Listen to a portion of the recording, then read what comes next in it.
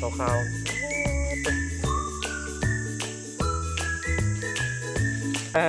นี่ตัวใหญ่อ้วนๆขนขาวๆเลยป๊าดขนขาวจั่วด้วยหักเลยยุ่งก็เพราะยุ่งเนาะผมกระดิ่งตัวเนี้ย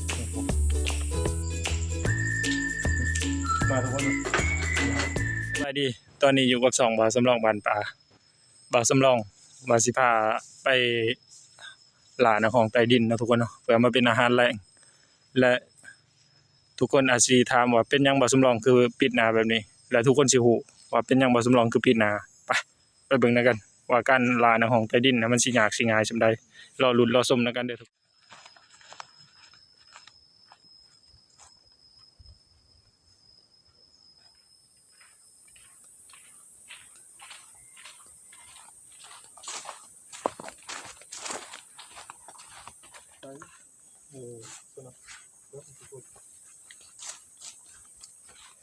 หลังจากมาฮอดเนาะทุกคนทั้งบ่าวสำรองก็เห็นไปแล้ว1ควายเนาะมากัน3คนเลยมียายเพิ่นนะมีสตูนขุดหน้าของใต้ดินทุกคนเลย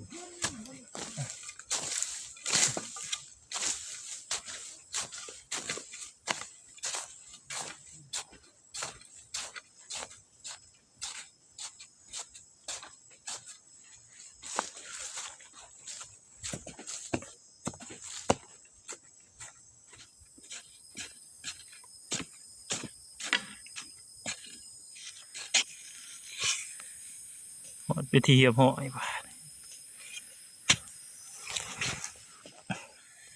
นี่เอาแล้วตัวใหญ่เลยนี่ทางสตูนเขาฮอดแล้วล่ะไซส์เท่าตัวนี่ป๊อเห็ดทองอีเละอยู่ ว้าน้องของไตดินเพื่อนมันอาหารที่โปรตีนหลายเด้นี่โอ้ทางสตูนเพิ่นเฮ็ดอยู่ในป่าทุกคนเพราะว่าการหลายน้องของไตดินแถวดงนี่หรือว่าแมงจีหลอเนาะเฮาต้องได้เข้ามาขุดอยู่แถวในป่าได้แล้วเป็นหยังสาเหตุที่ว่าบ่าวสำรองต้องปิดหน้าปิดตาทุกคนต้องปิดหน้าแบบนี้เพราะว่ายุ่งทุกคนเลยยุ่งหลายบอลเด่นนี่ทางสตูนเพิ่นเห็นแล้วเดี๋ยวจะลองสิขุดเนาะสตูนเพิ่นขุดอยู่นี่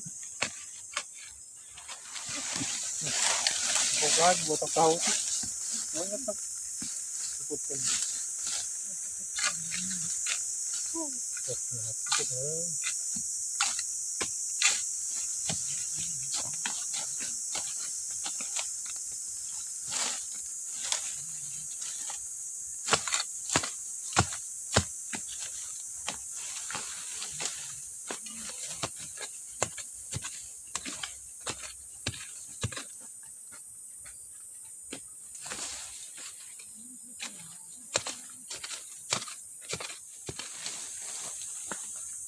ขึ้นบนลงตรงนี้ไปบ่ได้จ้ะครับเสียตังค์ยากอยู่บ่สตูนหูมันเหลืองแถมอุปสรรคหลายเนาะหากไม้พอขุดบ่ได้ซ้ำเมื่อกี้เสียซ้ำเสียในหางไม้เขาไว้ในหูปวกซ้ำทุกคนเลยสตูนละขุดทันเลยหลวงกับหูปวกนะ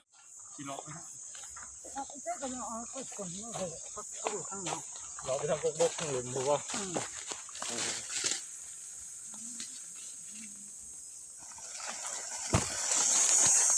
โอ้ยขดใหม่ลองน้ำเกาะใกล้ๆกันสิ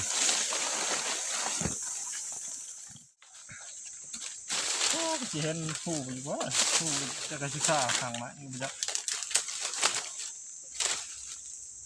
เป็นตะคุดหยาบอีก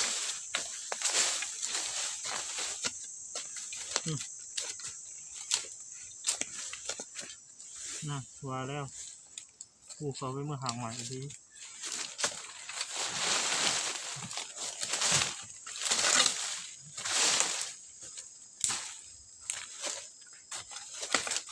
ได้แล้ว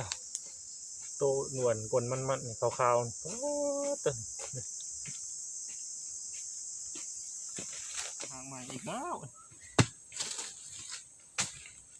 หักใหม่ลีรอโอ้ยกินอยู่บ่อนหน้าหูก็ยังบ่เห็นเลย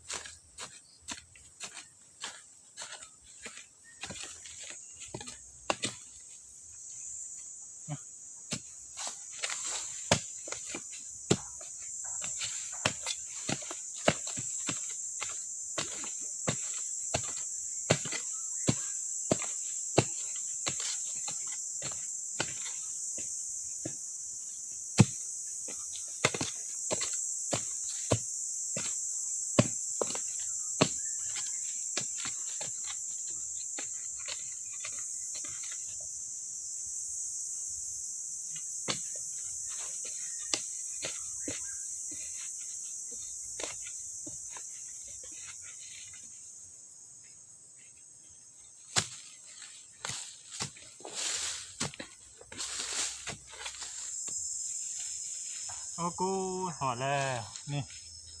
เอาผสม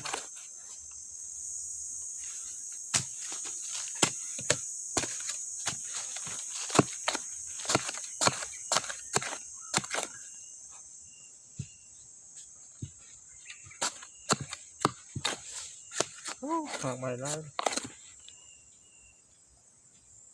นี่หอดแล้วนี่ตัวใหญ่อ้วนๆกลนขาวๆเลยป๊าดเด้อเอาเด้อนี่ได้อีกแล้วทุกคนตัวนี้ผสมลองซับเด่นนั่นเพราะว่าเพิ่นอยู่ในหากใหม่คูดหยาบทุกคนเลยย่านหูเพิ่นเสียก็เพราะแห้งเขาต้องได้จกแต่เขาก็ต้องได้ระมัดระวังนำเนี่ยระมัดระวังได้เลยเพราะว่ามันมีพวกพ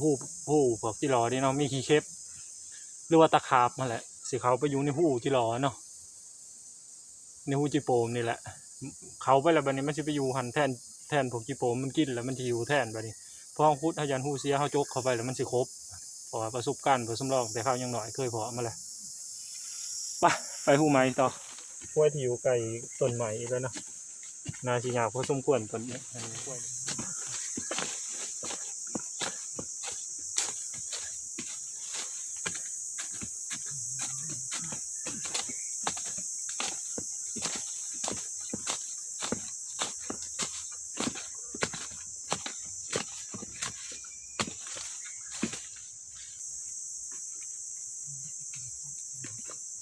นี่หอดแล้ว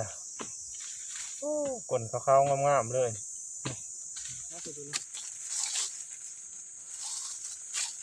ตัวนี้เพิ่งเลี้ยงปลาครับปลาเส้นหินจะปลาไหมแข็ง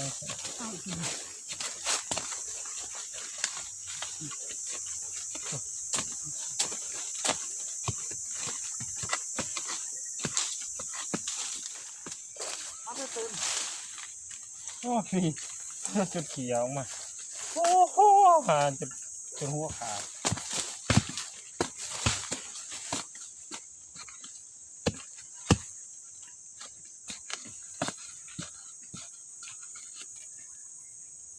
นี่บอสคนเข้าอัวซัวอยู่ปอดสตูนซับจะเสียมเบี่ยวนี่หอดแล้วทุกคนตัวนี้คนอ้วนๆได้สตูนเมื่อยบ่ หายแรงมีแล้ว เมื่อยเลยสตูนเป็นว่าเมื่อยแล้วนะทุกคนทั้งเมื่อยทั้งมวนบ่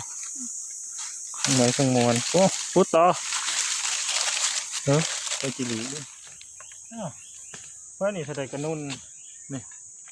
โอ้โหไข่ได้หัวนี่เนาะ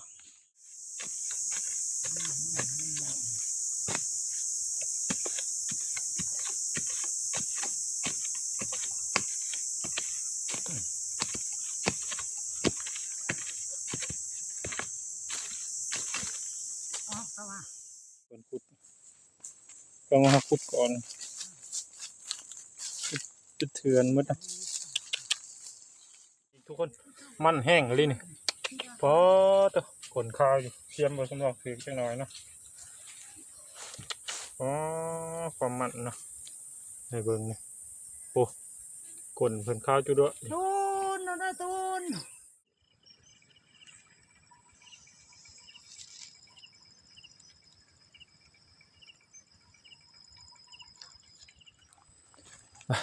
เมื่อบาท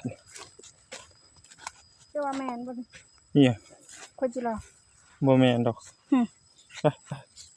เมื่อละเมื่อพวกอ้าวระวังบริปิดแข่งดีคือประจักษ์เอามาสรุปบาทใส่โอ้ได้เติบพอกินอยู่เพราะว่ามันโตใหญ่เลยซ้ำนิ้วโป้งมือถูกเลยตัวจากซ้ำนิ้วโป้งมือนะพอบ่ซ้ำเนาะนิ้วโป้งสิประมาณนิ้วสี่นิ้วอันนี้เนาะนิ้วสี่บ่สำรองนี่ก็สิสิใหญ่อยู่หนีบไปอยู่นะใหญ่โอ้ซ้ำนิ้วมือพอดี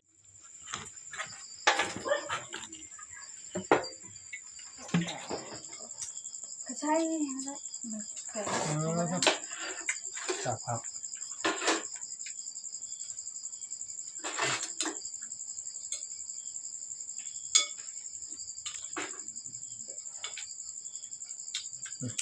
มาทุกคนเลยนี่ครับ